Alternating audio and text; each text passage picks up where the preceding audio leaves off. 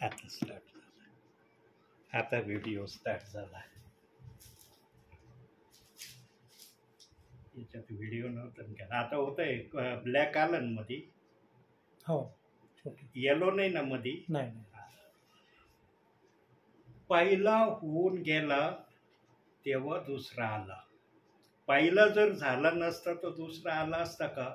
म्हणून योहान 14:16 मध्ये अखिल जगाला समजावं या अनुषंगाने येशू ख्रिस्तांनी त्या ठिकाणी प्रमाण देऊन सांगितलं.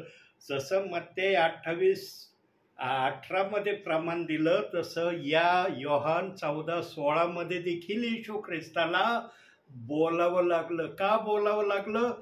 कारण आत्म्याने त्या समयात जेव्हा पिक्चर ओपन केला ना, की हे मी वचन जर ठेवलं नाही तर लोकांमध्ये, पाळकांमध्ये काय संशयाचं वारं येऊ शकतं, ते वारं येऊ नये म्हणून हे वचन ठेवलंय.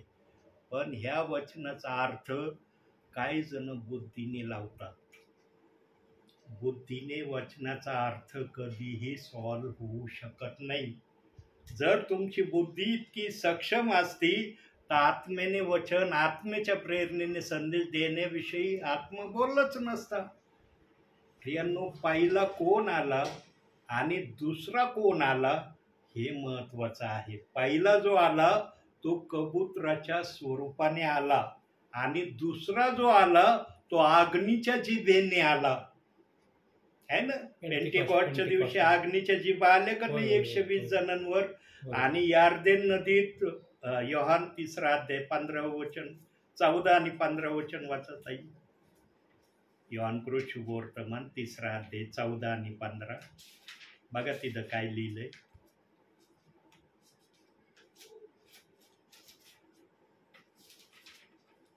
योहान 3:14-15. जसा मोशेने अरण्यात सर्प उंच केला होता तसे मनुष्याच्या पुत्रालाही उंच केले पाहिजे. नाही 3 अध्याय योहान 3:15 वचन. ह्यासाठी की जो कोणी विश्वास ठेवतो त्याला त्याच्या ठाई सार्वकालिक जीवन प्राप्त व्हावे. देवाने जगावर एवढी प्रीती केली की त्याने आपला एकुलता एक पुत्र दिला, अशासाठी की जो कोणी त्याच्यावर विश्वास ठेवतो त्याचा नाश होऊ नये तर त्याला सार्वकालिक जीवन प्राप्त व्हावे. बस. यार्देन नदीमध्ये उतरण्याच्या अगोदर योहान येशू ख्रिस्ताचा बाप्तिस्मा करण्यास तयार नव्हता असं देवाचं. तुम्ही कोणत्या पुस्तकातून वाचलं? योहान मधून वाचलं ना? हो. मत्ते 3 अध्याय 14-15. मत्ते 3 अध्याय 14-15.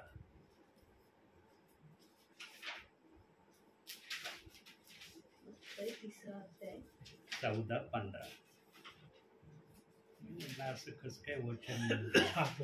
योहान म्हटलं ना? हो. 3 अध्याय, क्षमा करा जर मी योहान म्हणलो असेल तर. मत्ते कृष्णवर्तमानाचा 3 अध्याय 14 आणि 15.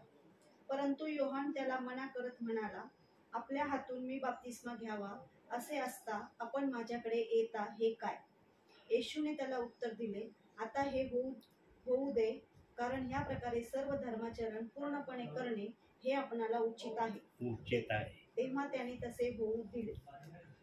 येशू, आता आहे बघा, येशू ख्रिस्ताचा जन्म कसा होता? गॅब्रिएल देवदूताने मारियाला काय सांगितलं होतं की तू गर्भवती होशील, तुझ्या ठाई जो गर्भ असणार आहे तो पवित्र आत्म्याचा असणार आहे. आता जो ऑलरेडी पवित्र आत्म्यातून आलाय त्याला पवित्र आत्म्याने पुन्हा भरण्याची गरज आहे का? मग पहिला जो आला आत्मा तो कोणता आणि हा बाप्तिस्मा घेतल्यावर आलेला आत्मा कोणता? आणि बायबल तर सांगतं एकच आत्मा आहे. एक आत्मा 9 कृपादानांना चालवितो असं करंथीकराच्या 12व्या अध्यायात सांगितलंय.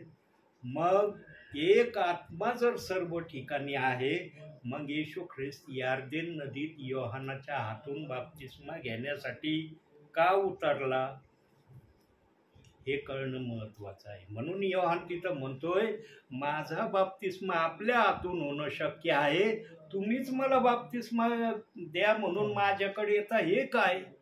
जेव्हा येशूने त्याला पिक्चर दाखवला असेल, हा पिक्चर पहा. पिक्चर पाहिल्याबरोबर योहान लगेच म्हणला, या प्रभू पाण्यात मी तुमचा बाप्तिस्मा करतो. येशू ख्रिस्ताने यासाठी बाप्तिस्मा घेतला प्रियांनो. पण येशूचा हा बाप्तिस्मा घेण्याला पण आजच्या विश्वासणाऱ्या बाळकांनी नाव दिलंय. येशू ख्रिस्ताचा बाप्तिस्मा योहानाने पिता पुत्र पवित्र आत्म्याच्या नावाने केला. दिले का तिथं शब्द की असे शब्द उच्चारले म्हणून? प्रियांनो, आता तुमचं काय नाव आहे बाळाचं? तुमचं राज. फलशला सुज्ञान म्हणतील का? का नाही म्हणणार? समज नाही तुला. समज नाही, बरोबर, अगदी राईट आहे ना. पण पलाश भविष्यामध्ये सुज्ञान होणार आहे का नाही?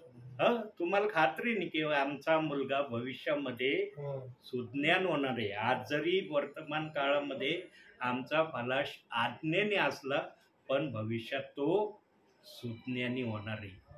आज्ञान आणि सुज्ञान यामधला जो भेद आहे, यामधलं जे अंतर आहे, ते अंतर येशू ख्रिस्ताने कसं भरून काढलं ते प्रमाणित करण्यासाठी योहान 14:16 वचन प्रभू म्हणला की दुसरा काहीवरी येईल. म्हणजे पहिला काहीवरी जो आला तो मनुष्याचं आज्ञान दाखवण्यासाठी आला की माझ्या नाव पित्यामध्ये आहे, माझं नाव पुत्रामध्ये आहे, माझं नाव पवित्र आत्म्यामध्ये. पण तिथं ते नाव प्रगट करण्यात आलं नाही. पित्याचं नाव नाही माहिती, पुत्राचं नाव माहिती नाही, पवित्र आत्म्याचं नाव माहित नाही. पण हा बाप्तिस्मा येशू ख्रिस्ताने देण्याची आज्ञा दिली. स्वतः येशू ख्रिस्ताने तसा बाप्तिस्मा घेतलेला नाही. कुठंच बायबल येशूच्या त्या विधानाप्रमाणे येशूचा बाप्तिस्मा झाला असं प्रमाण करत नाही. येशूचा बाप्तिस्मा यासाठी झाला, येशूने बाप्तिस्मा घेतला नसता तर आम्ही पण भावी जीवनामध्ये बाप्तिस्मा घेतला नसता. आणि बाप्तिस्मा घेणारा कोण आहे? त्याचं नाव येशू ख्रिस्त आहे. म्हणून पेंटिकॉस्टच्या दिवशी पेत्राने सांगितलं, प्रभू येशू ख्रिस्ताच्या नावाने बाप्तिस्मा घ्या, म्हणजे तुम्हाला पवित्र आत्म्याचे दान प्राप्त होईल. काहीच गलत बोललं नाही. ज्या व्यक्तीने बाप्तिस्मा घेतला यार्देन नदीमध्ये योहानाकडून, त्याच बाप्तिस्म्याचा उल्लेख पेंटिकॉस्टच्या दिवशी पेत्राने पवित्र आत्म्याच्या द्वारे जगाला सांगितला. पण या गोष्टीला पाळक वर्गाने दुसऱ्या माध्यमाने सांगण्याचा प्रयत्न केला. अज्ञानपणाचा व्यक्ती सुज्ञान झालाच पाहिजे. म्हणून जो अज्ञानपणात चालतो त्याला सुज्ञान होण्यासाठी पेंटिकॉस्टच्या दिवशी त्या अग्नीच्या जिभा साक्षीदार आहेत. उगाच आले नाही त्या. काही जण म्हणतात पेंटिकॉस्टच्या दिवशी जे पण झालं ना ते फक्त यहुदी लोकांसाठी होतं, मग आमच्यासाठी नव्हतं काय? ते फक्त म्हणतात त्या यहुदी लोकांसाठी त्या अग्नीच्या जिभा आल्या. असं कुठं वचन सांगतंय की फक्त यहुदी लोकांसाठी त्या अग्नीच्या जिभा प्रभूने पाठवल्या आणि पेत्राने फक्त यहुदी लोकांना संदेश दिला, बाकी कोणाला संदेश हा द्यायचा नाही असं बायबल सांगतच नाही. शिष्यगण जगामध्ये फिरले, जगाची उलटा पालट केली, त्यांनी त्याच नावाने बाप्तिस्मा दिला असं वचन सांगतंय. पण वाचनाची दिशाभूल पाळक वर्ग असंही करत आहे. म्हणून ते म्हणतात मत्तेय 28:19चाच बाप्तिस्मा खरा आहे. पेत्राने जे सांगितलं ते डोळे झाक करा. पवित्र आत्मा कोणत्याही वचनाची डोळे झाक तुम्ही करा असं प्रमाण देत नाही. पवित्र आत्मा म्हणतो याच्यात जे लिहिलंय ते काढू नको आणि याच्यात काही घालू पण नको. आज पेत्राच्या भाषणाला काढून टाका म्हणतात, विचारात घेऊ नका म्हणतात. मासे धरणारा अनपढ निरक्षर त्याचं काय ऐकायचं? त्याचं ऐकल्यावर येशूचं कोण ऐकन? मग न्याय दरबारात गेल्यावर येशू जर म्हणला माझं का नाही ऐकलं, पेत्राचं तुम्ही ऐकत बसले, जा पेत्राकड.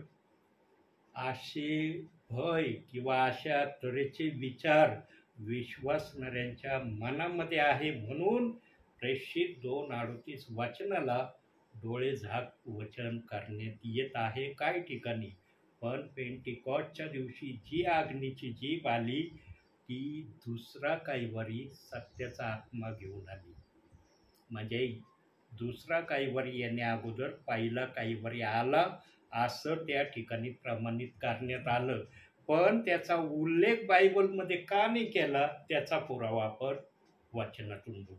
योहान शुभवर्तमान 21वा अध्याय 25वं वचन याचा पुरावा बघू की पहिल्या कैवारीचा पुरावा पवित्र आत्म्याने का नाही दिला. 21:25 हो.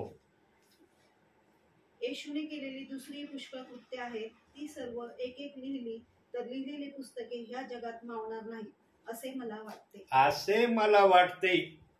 पहिल्या कैवारीचा जर विस्तार किंवा त्याचं ट्रान्सलेशन बायबलमध्ये ठेवलं असतं तर फार मोठं बायबल अस्तित्वात आलं असतं. मनुष्याला ते आपल्याबरोबर वागवणं शक्य झालं नसतं. म्हणून पवित्र आत्म्याने दुसऱ्या कैवारीविषयी थोडक्यात सांगितलंय, ते पण डिटेलमध्ये सांगितलं नाही. डिटेलमध्ये सांगण्यासाठी पवित्र आत्म्याने ते आपल्याजवळ राखून ठेवलंय. आणि हे कोणावर प्रगट होईल. आता पवित्र आत्म्याने जे आपल्याजवळ राखून ठेवलंय हे कोणावर प्रगट होईल. आता काय वस्तू जर आपण ठेवली तर ती काहीतरी कारणासाठी ठेवतो ना, उगाच ठेवतो का आपण. पवित्र आत्म्याने आपल्या वचनाचं गोज आपल्याजवळ राखून ठेवलं. का ठेवलं त्याचं उत्तर आपण बायबलमधून बघू. कलसेकराचं पत्र 1ला अध्याय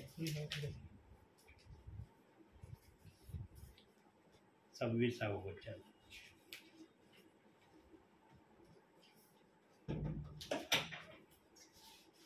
पहिला अध्याय 26वं वचन.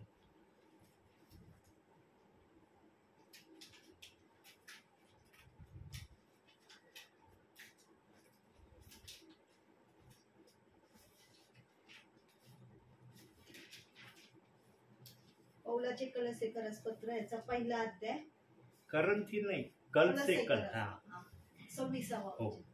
जे रहस्य युगानुयुग पिढ्यानपिढ्या गुप्त ठेवलेले होते परंतु आता त्याच्या पवित्र जनांना प्रगट झाले आहे ते हे वचन होय. कोणाला प्रगट होणार रे. पवित्र जनांना. आणि पवित्र जन कोण आहे ते पवित्र आत्म्याशिवाय कोणाला माहिती नाही. आज जो तो आपल्या स्वतःला पवित्र जन म्हणवितो चांगली गोष्ट आहे. पण पवित्र आत्मा ज्यांना पवित्र जन म्हणवितो त्यांच्याकडूनच हा उलगडा आपल्याला कळवला जाणार आहे. हे रहस्य प्रभूने सिक्रेट म्हणून राखून ठेवले. पण आता प्रभू स्वतः येणार आहे. प्रभू म्हणतो आता हे गुज मी कवर माझ्या मनात ठेवू. आता मला हे ओपन केलं पाहिजे. आणि देवाचं वचन असं आहे प्रियांनो, पृथ्वीच्या पाठीवर एकाही ठिकाणी ते वचन जर पवित्र आत्म्याने ओपन केलं ना, पवित्र आत्मा समजतो पूर्ण पृथ्वीवर हे वचन ओपन झालंय. म्हणून ही रेकॉर्डिंग चालली.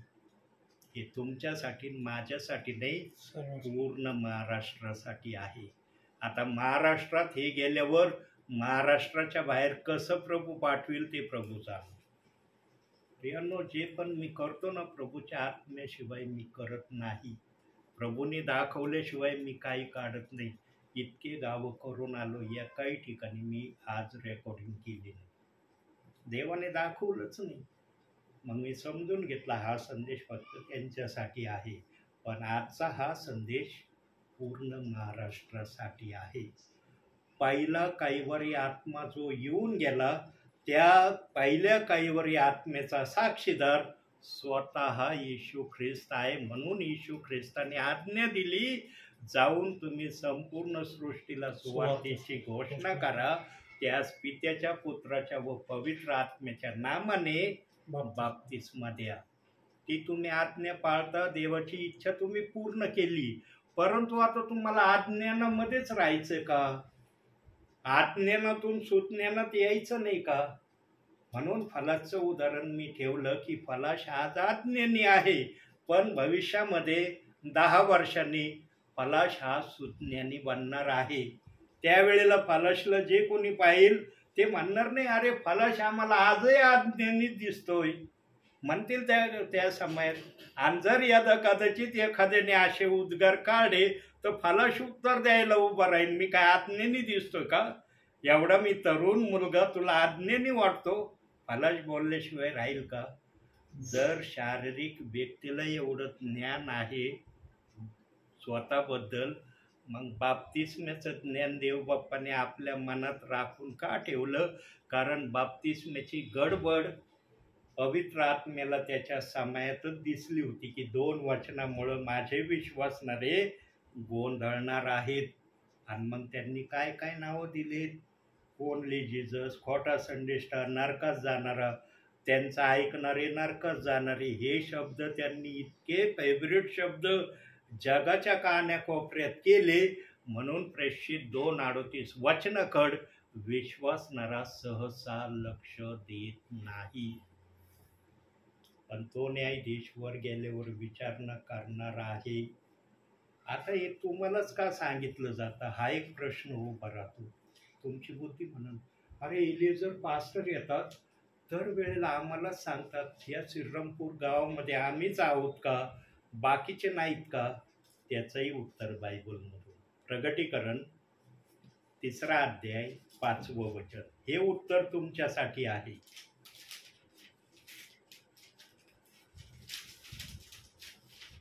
प्रकटीकरण 3 अध्याय 5वं वचन. जो विजय मिळवतो तो अशा रीतीने शुभ्र वस्त्रे परिधान केलेला होईल. मी जीवनाच्या पुस्तकातून त्याचे नाव खोडणारच नाही आणि माझ्या पित्यासमोर व त्याच्या दूतांसमोर मी त्याचे नाव पत्करेन. त्याचं नाव मी पत्करेन. आता तुम्हाला ही सुवार्ता सांगण्यात आली, तुमच्या समोर ओपन केलंय. आता हे जे तुम्ही ऐकलंय हे तुम्ही हृदयात ठेवायचं का इतरांना सांगायचं ही जबाबदारी तुमच्यावर आहे. मग प्रभूने एक दाखला ठेवलाय. कोणता दाखला ठेवलाय? मोहरांचा. 1 जणाला 5,000 दिले, 1 जणाला 2,000 दिले, 1 जणाला 1,000 दिले. 5,000 वाला 2,000 वाला शहाणा होता, पण 1,000 वाला अति शहाणा होता. त्याने जाऊन मातीत पुरलं आणि मनात म्हणला प्रभू फार काळड्या स्वभावाचा आहे, रागीट आहे, तो जर आला त्याची अमानत त्याला जर दिली नाही तर तो माझ्यावर रागवेल, म्हणून मातीत पुरलं. त्याला शाबासकी दिली प्रभूंनी? सांगतं वचन शाबासकी दिली म्हणून? दात खाणे रडणे म्हटलं की पाळक लगेच म्हणतो नरकात टाकलं. ती सांकेतिक भाषा आहे, ती सांकेतिक रहस्याची भाषा वापरली. डायरेक्ट ते नरकात पडलेले नाही. नरकासाठी प्रभूने लोक ठेवले ते बायबल सांगतं.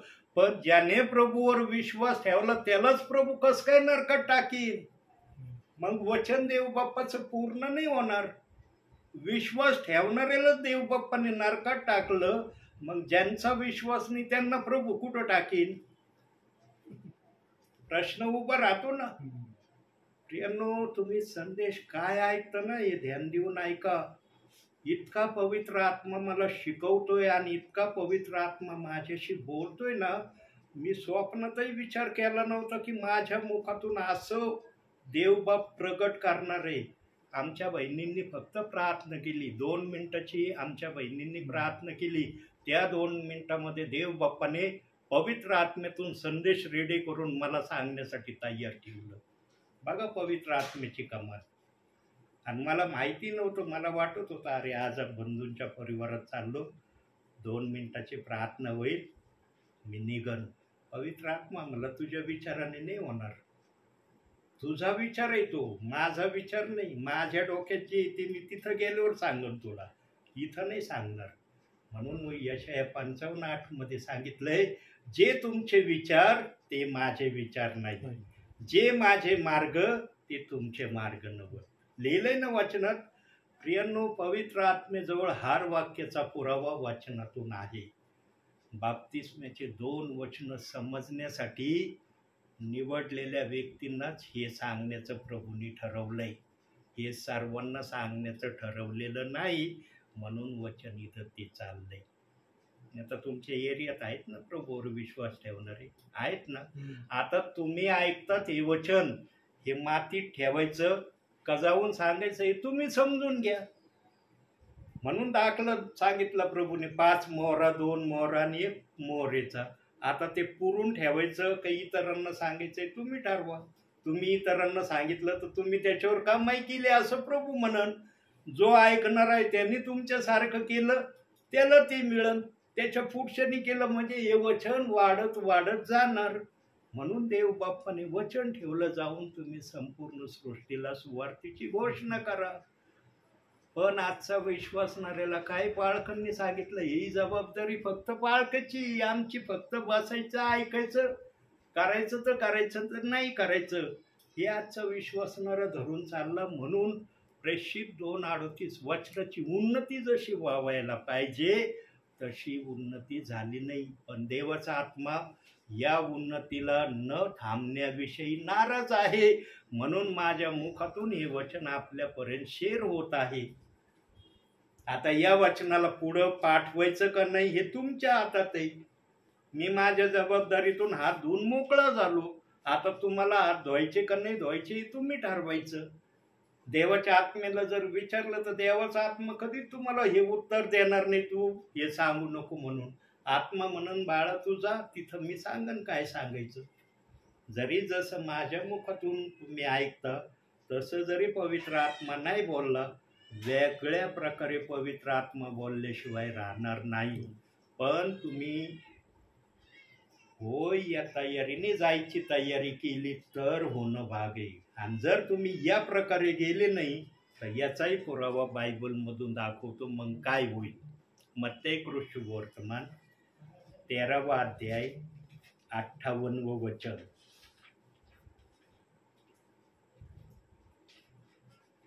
मत्तेय 13:58.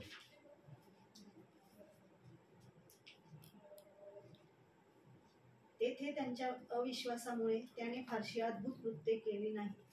अविश्वासाने जर तुम्ही सांगण्याच्या हेतूने गेले ना, काहीच होणार नाही. पवित्र आत्मा येणारही नाही, बोलणारही नाही. मग तुम्हीच गोंधळात पडतो, अरे आम्ही तो वचनासाठी आलो पण आमच्या मुखात कमून वचन आहे ना. एलिएझर पास्टर आले, काय धैर्याने काय जल्लोषाने ते बोलत होते, आमच्यामध्ये तसा जल्लोषाने उत्साह का नाही आला? होय शब्दाने जा. तयारी जरी नसली ना, फक्त प्रभू मी तुझं काम करायला चाललोय, तुला उंच करायला चाललोय, मी स्वतः उंच व्हायला चाललो नाही. तू पहा त्या ठिकाणी सेवेमध्ये निघताना मी एवढंच प्रभूला म्हणतो, प्रभू माझ्याजवळ काही नाही, मी संदेश तयार नाही केला, कोणत्या वचनाला मेडिटेशनही केलं नाही, पण मला एक विश्वासन खात्री, मी तुला उंच करायला चाललो ना, त्याच्यामध्ये तू कुठल्याही प्रकारची मला कमी भासू देणार नाही. आणि देव बाप्पाने इथपर्यंत मला ते दाखवून दिलं. बाळा जिथं गेलो तिथं मी काय तुझ्याकडून करून घेतलं ते प्रियजन साक्षीला आहे. पण इथं डबल आशीर्वादाचं कार्य चाललंय, रेकॉर्डिंग चाललेली आहे. म्हणजे हे ठिकाण देव बाप्पाला फार आशीर्वादाचं वाटतंय. फार उम्मीद देव बाप्पाची तुमच्याकडं आहे प्रियांनो. आता देवाची उम्मीदीला आशीर्वादामध्ये तृप्त करायचं का निराशामध्ये तृप्त करायचं हे तुमच्यावर अवलंबून आहे. आणि देवाची इच्छा आहे की तुम्ही देव बाप्पाला संतुष्ट करणारं बनावं. प्रियांनो, जे कोणी हे वचन ऐकून, हा संदेश आता किती रेकॉर्ड झालाय कसा झालाय मला माहीत नाही, पण जे कोणी हे ऐकल आणि करण्यासाठी स्वतःला तयार करेल, एकाच वेळेला पूर्ण महाराष्ट्रामध्ये हे वचन ऐकवलं जाणार आहे. जे कोणी आपल्या व्हॉट्सअपला ओपन करून हा संदेश ऐकतील. प्रियांनो, देवाचं वचन वेगाने विश्वासणाऱ्याकडे जावं ही प्रभूची इच्छा आहे. कारण आता प्रभूला आम्ही जितके उतावीळ झालोत ना प्रभूला येण्याविषयी, प्रभू हजारोंच्या पटीमध्ये उतावीळ आहे आपल्या प्रियजनांना भेटण्यासाठी. का तो हजारोच्या पटीमध्ये उतावीळ आहे आम्हाला भेटण्यासाठी? कारण प्रभूला माहीत आहे माझ्या विश्वासणाऱ्या भोवती सैतान आणि सैतानाचे दुष्ट आत्मे नेहमी माझ्या विश्वासणाऱ्याचा घात करण्याची योजना करतात. म्हणून आमचा प्रभू आमच्यापेक्षा जास्त उतावीळ झालाय. पण प्रभूला हे पण मान्य नाही ना की माझ्या विश्वासणाऱ्याला माझं सत्यगुज सांगण्या विना मी त्याला घेऊन जावं. म्हणून एका ठिकाणी जरी हे वचन सांगण्यात आलं तर देवाचा आत्मा म्हणतो माझं वचन जे बायबलमध्ये मी ठेवलं ते मी पूर्ण केलं, पण देवाला फक्त या घरामध्येच हे वचन तुमच्यापर्यंत किंवा माझ्यापर्यंत असावं हे मान्य नाही, म्हणून रेकॉर्डिंग चालली आहे.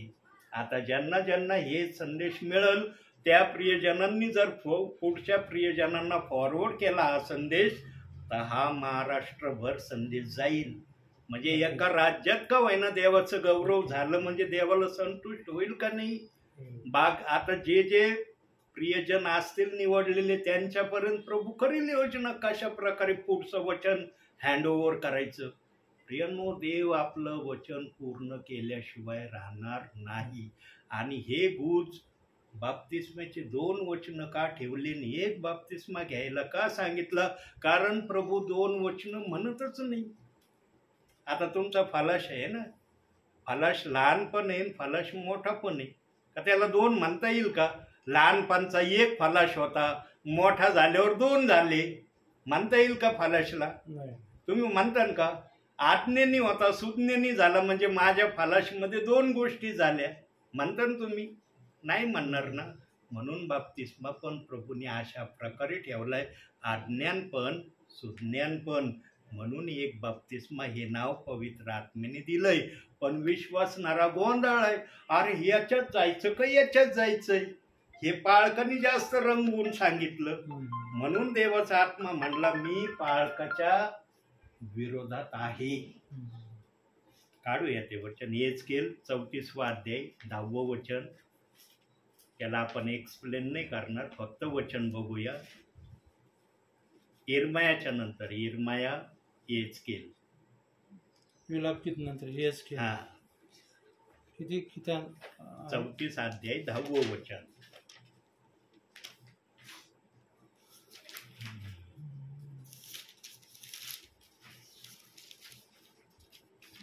एहेजकेल 34 अध्याय 10 वचन. 34 अध्याय 10 वचन. प्रभू परमेश्वर म्हणतो, पहा मी मेंढपाळांच्या विरुद्ध आहे, त्यांच्यापासून मी आपल्या मेंढरांचा हिशेब मागेन. माझा कळप चारण्याची त्यांना मी बंदी करीन, त्यांना स्वतः चरायला मिळणार नाही. मी आपली मेंढरे त्यांच्या तोंडातून सोडवीन, म्हणजे ह्यापुढे ती त्यांना भक्षण करण्यास सापडणार नाही. देवाचं वचन त्यांच्यापर्यंत प्रगट न होता त्यांनी बाप्तिस्म्याच्या 2 वचनांना 2 तऱ्हेचे नावं दिले आणि 2 फेतामध्ये या वचनाला ठेवलं. म्हणून मला काही जण म्हणतात, ब्रदर तुमचा फेत सांगा, मत्ते 28:19 फेत आहे का प्रेषित 2:38 वचनाचा फेत आहे? जर तुमचा प्रेषित 2:38 वचनाचा फेत असला तो आमच्याशी मिळत नाही. देवाने फेताची भाषा केली का बायबलमध्ये? देव म्हणलं का 2 फेत आहेत? म्हणलं 2 वचनाविषयी कुठं दिलंय वचन असं? मनुष्याने आपल्या बुद्धीने आपल्या अकलेने बाप्तिस्म्याच्या 2 वचनाची गैर अफवा विश्वासणाऱ्यांमध्ये पसरवली, जी पवित्र आत्मा कधी पसरवित नाही. तो जर एक बाप्तिस्मा घ्यायला सांगतो ना तर त्याच्या मागं कारण आहे. 2 वचनाचे पुरावे दिले पण एक घ्यायला सांगितलं. तुम्हाला बुद्धी देणारा कोण आहे? प्रभू आहे ना. तुम्ही जर प्रभूला शिकवायला लागले, 2 वचन दिले आणि एक बाप्तिस्मा घे म्हणतो, प्रभू काय विचार करीन तुमच्या विषयी? अरे मला निर्मात्याला शिकवू राहिली, 2 वचन दिले आणि एक घ्यायला सांगितलं. खुल्या माझ विश्वासणारा म्हणतो, नाही ना ब्रदर, 2 बाप्तिस्म्याचे वचन एक घ्यायचं, 2ही घ्यायचे नाही. मग देवाला कळत नव्हतं का माझा विश्वासणारा माझ्या सेवकाला हे उद्गार काढील म्हणून? का देवाने डोळे झाकून हे 2 बाप्तिस्म्याचे वचन ठेवले? योहान 3:27 वचन बघा काय म्हणतोय प्रभू तिथं. योहान 3:27. योहान 3:27. योहानाने उत्तर दिले, मनुष्याला स्वर्गातून दिल्या वाचून काहीच मिळू शकत नाही. पाळकाला वरून भेटलं नाही म्हणून पाळकांनी गैर अफवा जगामध्ये आणली. एक घ्या एक सोडून द्या, ते चाललंय आजपर्यंत. वरून मान्यता नाही याला, एक घ्या आणि एक सोडून द्या. वरून मान्यता आहे दोन्ही घ्या. घेतात का दोन्ही पण? का नाही घेत? कारण शिकवण आणली तशी, एक घ्यायचं एक नाही घ्यायचं. मग एका वचनाचे सुवार्थच ऐकायची नाही. पाळक म्हणले सोपा उपाय. हे वचन सांगणारे आले, वचन नाही ऐकलं सगळ्यात बेस्ट. तुम्ही घोटाळ्यात पडणार नाही, विचारात पडणार नाही. तुम्हाला काय करायचं याचा विचार करायची गरज नाही. आणि काही विश्वासणारे करतात आज. पण थोडे तुमच्यासारखे मोती आहेत, ते आज या वचनाची मान्यता घेण्यासाठी तयार होत आहेत. जे तयार होतील त्यांनाच प्रभू सांगणार आहे. जे तयार नसतील प्रभू जबरदस्तीने जाऊन त्यांना सांगन का की ऐकाच बाबा, तुम्हाला हे ऐकणं गरजेचं आहे. म्हणून प्रभूने वर न्यायाची प्रक्रिया ठेवली. पण काही जणांचा न्याय होणार नाही ही पण प्रक्रिया वर ठेवली. जे कोणी बाप्तिस्मेचे 2 वचनाविषयी संशय धरून चालणार नाही त्यांचा न्याय होणार नाही. काळ्या दगडावरची पांढरी रेष आहे. पण जो कोणी 2 बाप्तिस्मेच्या वचनाविषयी 2 विभाग करील त्यांना वरती विचारणा केली जाईल की पेत्राने सांगितलेला संदेश तुम्ही का मान्य केला नाही. म्हणून पेत्राला स्वर्गाच्या राज्याच्या किल्ल्या दिल्या, स्वर्गाच्या दरवाजावर उभं केलंय. जो विश्वासणारा येईल पेत्र विचारणार नाही पृथ्वीवर मी सांगितलेलं वचन ऐकलं का. पेत्राला ताबडतोब दिसन आलेल्या विश्वासणाऱ्याने वचन ऐकलं किंवा नाही आणि त्या प्रकारे केलं का नाही. जो करणारा दिसेल त्याची पाठ ठोकतील, तो आठ पाठवीन. जे नाही ना थांबा म्हणजे मग तो म्हणा पेंटिकॉस्टच्या दिवशी जो संदेश मी सांगितला तो मान्य केला. तिथं बुद्धी पळवाट काढती, तिथं आत्मा पळवाट नाही काढणार. आत्मा म्हणण्याने ऐकलं नाही. आत्मा ओरडून सांगन हा शरीरात होता पण माझं ऐकत नव्हतं, बुद्धीने चालत होता. मी आतून ओरडायचो अरे हे ऐक तुझं कल्याण होईल, स्वर्गात जाणं होईल, पण बुद्धीच चालवायचं आपली. काही जण बुद्धी चालवतात ना, त्यांनी बुद्धीचं सोडून द्यावं, आत्म्यात यावं. म्हणून प्रभू म्हणला देहाचे चिंतन मरण आहे. लगेच पाळत म्हणतो नरकात जाणार आहे. देहाचं चिंतन मरण म्हणजे काय? अंगणामध्ये जाऊन बसणं. मरणाच्या प्रक्रियेचे वेगवेगळे अर्थ प्रभू दाखवित आहे. मरण म्हणजे डायरेक्ट नरक नाही. ज्याने प्रभूला मान्य केलं नाही त्याच्यासाठी नरक आहे. ज्याने प्रभूला मान्य केलं त्याला प्रभू कसा नरकात टाकेल. मग देवाचा विश्वास काही जणांजवळ फालतू होता आणि काही जणांजवळ खरा होता. असा आहे का विश्वासाची परिभाषा? विश्वास आहे ना. म्हणून मार्थेला काय म्हणला, विश्वास ठेवशील तर देवाचं गौरव पाहशील म्हणलं का नाही. तरी मार्थेने हा विश्वास दाखवला ना. माझा भाऊ पुनरुत्थानात उठणार आहे. येशू म्हणला हेच पुनरुत्थान तुला दाखवतो. म्हणलं चल का ब्रेकड मला घेऊन. आणि लगेच लाजराला जीवन केलं. हादरले असं मार्था, अरे मी तर पुनरुत्थानाची भाषा बोलत होते, यांनी तर आताच भाऊ जिवंत केला माझा. आमचा प्रभू हा संभव करतो. तो आपले शब्द आपल्या परीने आपल्या विश्वासणाऱ्याला सांगायला समर्थ आहे. पण आम्ही ती प्रभूची भाषा समजणं महत्वाचं आहे. आम्ही एकच धरून जर चाललो ना, अरे मरण म्हणजे काय? नरक. मग अंगण कुणासाठी आहे? सांगितलं ना मागच्या संदेशात, अंगणामध्ये काही जण वाचणार आहेत, काही जण स्वर्गात बसणार आहेत. का बसणार आहेत अंगणात? अंगणातले लोक बोलवलेल्या व्यक्तीला प्रदर्शित करतात आणि निवडलेले प्रियजन स्वर्गात जाण्याला प्रदर्शित करतात. प्रियांनो, पवित्र आत्मा सांगायला लागलं ना, कधी रॉंग सांगत नाही. तो बायबलच्या वचनाच्या पुराव्यानिशी सांगतो. मत्ते 22:14 मध्ये लिहिले ना, बोलवलेले पुष्कळ आहेत, निवडलेले थोडे आहे. का म्हटलं प्रभू असं का नाही म्हणला सगळे निवडलेले आहे? बोलवलेला व्यक्ती प्रभूनीच बनवलाय, निवडलेला व्यक्ती प्रभूनीच बनवलाय ना. का 2 जणांनी बनवलंय का? प्रियांनो, समजून घ्या वचन. म्हणून बाप्तिस्मेचे 2 वचन ठेवण्याचं हे कारण आहे. आणि प्रभूनी हे समजावं म्हणून म्हणलं दुसरा काही वरी सत्याचा आत्मा येईल, तो माझ्याविषयी तुम्हाला सांगन की येशूनी बाप्तिस्मेचे 2 वचन का ठेवले. पण आजचा पाळक समजून घ्यायला तयार नाही. तो म्हणतो एक घेतला बस, माझं देवाचं काम मी केलं, आता पुढचं काम माझ्याच्याने नाही होणार, मेलो तरी मी नाही करणार. वर गेल्यावर देव विचार न करील. काय विश्वासणारे म्हणले मला, ब्रदर आम्ही मरू, प्रेषित 2-38चा बाप्तिस्मा मुळीच घेणार नाही. तुम्ही आम्हाला किती वचन सांगा, किती फोडून सांगा, कसं सांगा, पण आम्ही बाप्तिस्मा घेणार नाही. म्हणलं नका ना घेऊ, मी कुठं मागं लागलोय तुमच्या की घ्याच म्हणून. माझं कर्तव्य सुवार्ता सांगणं, मी सांगतोय. तुम्हाला मानायची न मानायची तुमची जबाबदारी.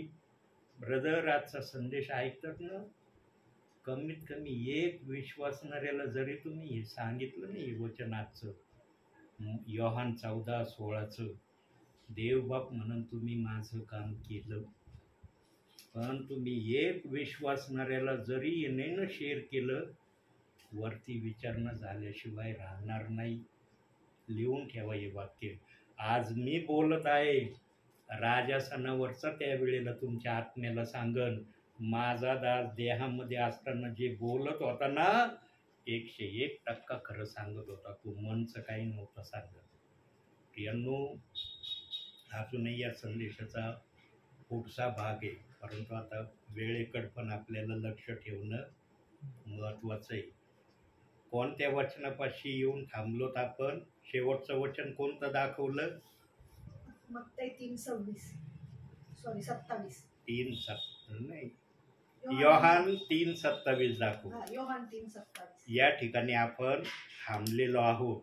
आता पुढच्या वेळेला योहान 3:27च्या पुढं पवित्र आत्म्याला पुढचं काय सांगायचं आहे हे वचन अजून पूर्ण झालं नाही. दुसरा काही अजून पूर्णपणे देव बाप्पांनी सांगितला नाही, थोडंसं बाकी आहे. 2 वचनं, 1 बाप्तिस्मा, याचा अर्धा भाग तुम्ही ऐकला. थोडक्यात याच्यात रेकॉर्डिंग झालेली आहे, रिपिटेशनमध्ये तुम्हाला ते संदेश ऐकायला मिळेल. आता मला जर म्हटलं की पवित्र आत्मा काय बोलून गेला, तुम्ही सांगा, मला सांगता येणार नाही. पवित्र आत्मा काय बोलला याच्यात रेकॉर्ड झालं. म्हणून प्रियांनो, 3:27 योहान या ठिकाणी आपण येऊन थांबलेलो आहोत. पुढच्या वेळेला जेव्हा पण माझं येणं होईल, मला जरी आठवण नाही झाली, तुम्ही आठवण करून द्या ब्रदर. योहान 14:16 वचनाचं शेवटचं वचन योहान 3:27 वर आपण येऊन थांबलो होतो. आणि तशा प्रकारची प्रार्थना देवबाप कोणत्या भावाला बहिणीला करायला सांगून त्यांनी त्या विषयाला धरून प्रार्थना करायची. पवित्र आत्मा पुढचं काम माझ्याद्वारे करेल. किती जण विश्वास ठेवतात पवित्र आत्मा असं करायला सक्षम आहे? किती जणांना वाटतं? आहे विश्वास तुमचा? विश्वास आहे. तुमचा जर विश्वास आहे तर नक्कीच पवित्र आत्मा माझ्या मुखातून बोलल्याशिवाय राहणार नाही. आणि मी याची तयारी केलेली नाही.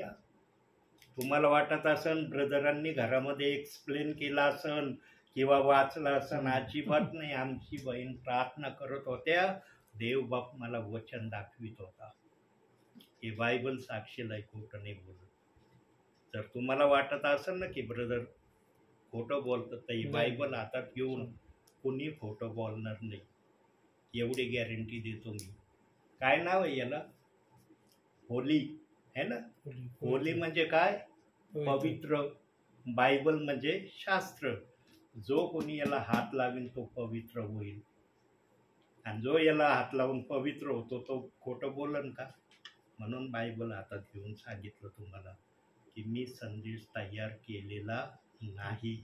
देव बाप्पाने मला दाखवलं, रेकॉर्डिंग करायला सांगितलं, रेकॉर्डिंग झाली.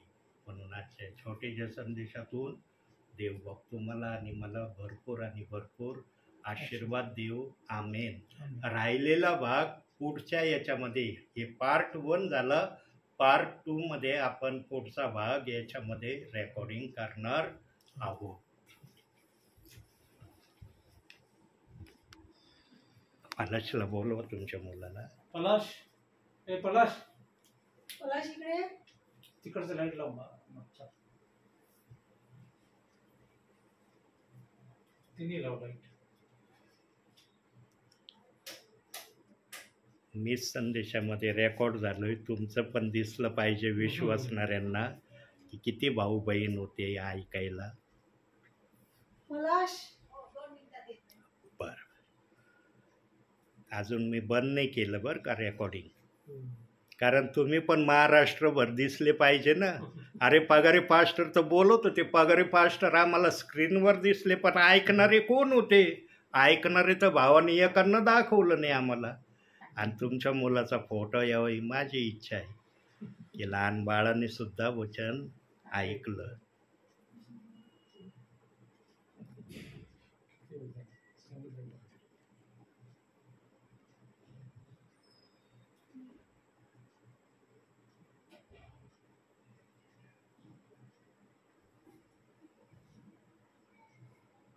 टॉयलेटला आहे का?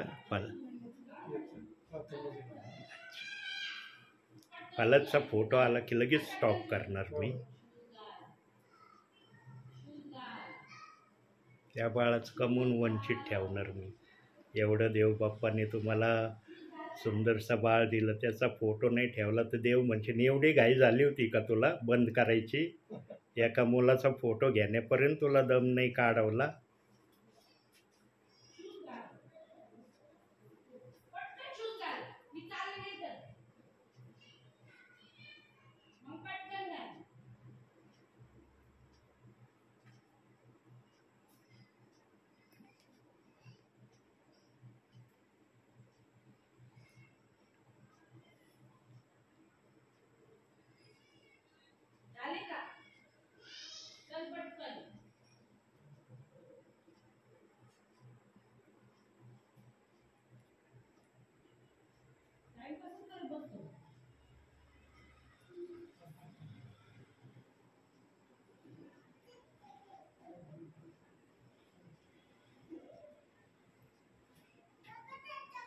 तुमच्या ट्रॉफींचा फोटो काढाय, सगळ्या ट्रॉफींचा, तुमच्या आईंचा देखील फोटो.